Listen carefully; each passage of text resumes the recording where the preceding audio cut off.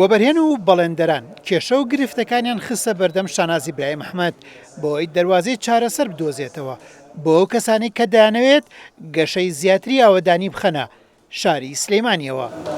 ئێرە خۆتان باش دەزانن مەڵبەندی سلێمانیە هەمیشە برێوی داوە بە کاری بازرگانی و سەرمایه‌داری.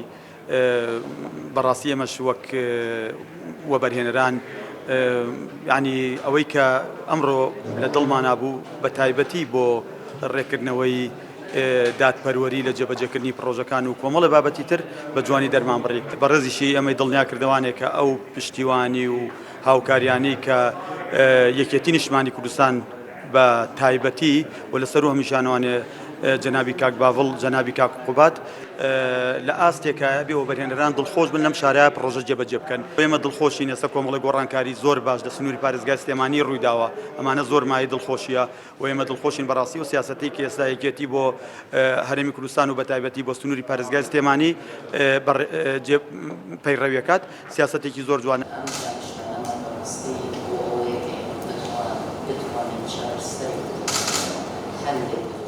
پەرۆشی شاناز ئیبراهیم ئەحمەد بۆ کەرتی بازرگانی و پێشسازی وای کرد دوا بە دوای کۆبوونەوەی وەبەرهێنان و بەڵێندەران لەگەڵ ئەوانیشدا بەجیا کۆبێتەوە بۆ ئەوەی هاوتەریب لەگەڵ وەبەرهێناندا کێشە و گرفتی کەرتی پیشەسازی و بازرگانی لە نزیکەوە ئاگادار بێت و ببێتە فریادڕەسێک لە پێناو بژاردنەوەی زیاتری سلەیمانیدا.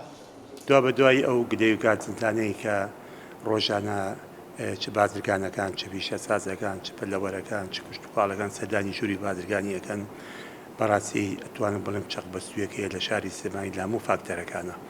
شانازخانیش بە هەمان شێوە کۆبوونەوەیکی چڕی لەگەڵ بازرگانەکان ناگرکەتی پەلەوەر کرد پیشەسازەکان کرد ژووری بازرگانی کە تەواوی کێشە و گرفتەکان خرایە بەر باس و لێکۆڵینەوەیە.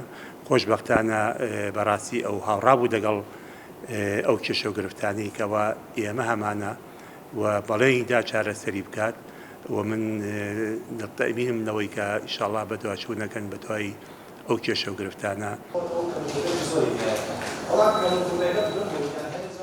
خاتوو شاناز ئیبراهیم ئەحمەد لەگەڵ بەڵێندەران و وەبەرهێنەران بیرۆکەی دانانی سندوقی شاریان پێشنیاز کرد تا بەتەنگ سێکتەرە گرنگەکانی پایتەختی ڕۆشنبیریەوە بسن و بە هەوڵی هەموو لایەک شاری شاران ئاوەدانتر بکرێتەوە و کللتور و شارستانیەتی بپارێزرێت.